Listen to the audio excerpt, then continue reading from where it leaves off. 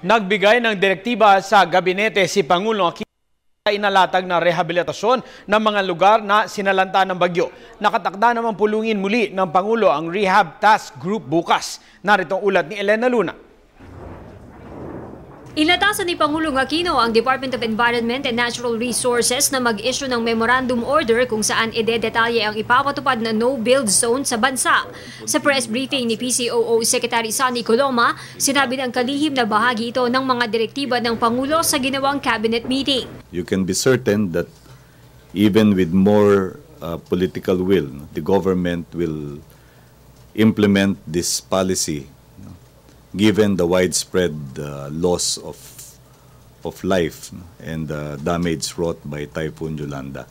Batay sa PD 1067 o Water Code of the Philippines, ipinagbabawal ang pagtatayo ng anumang istruktura sa loob ng 3-meter zone sa urban area, 20 metro naman sa agricultural area at 40 metro sa forest area. Direktiba rin ni Pangulong Aquino sa DENR ang pagpapatupad ng mangrove reforestation program para protektahan ang mga coastlines ng Leyte, Samar at iba pang apektadong lugar.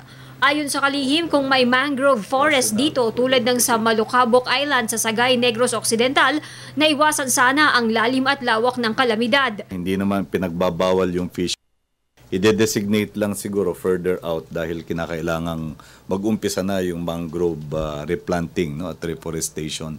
Sinabi rin ng kalihim na ipinag-utos ni Pangulong Aquino ang pagpapalabas ng Memorandum Circular No. 59 para patawan ng 6 na buwan na moratorium ang mga biktima ng bagyo sa kanilang mga loan.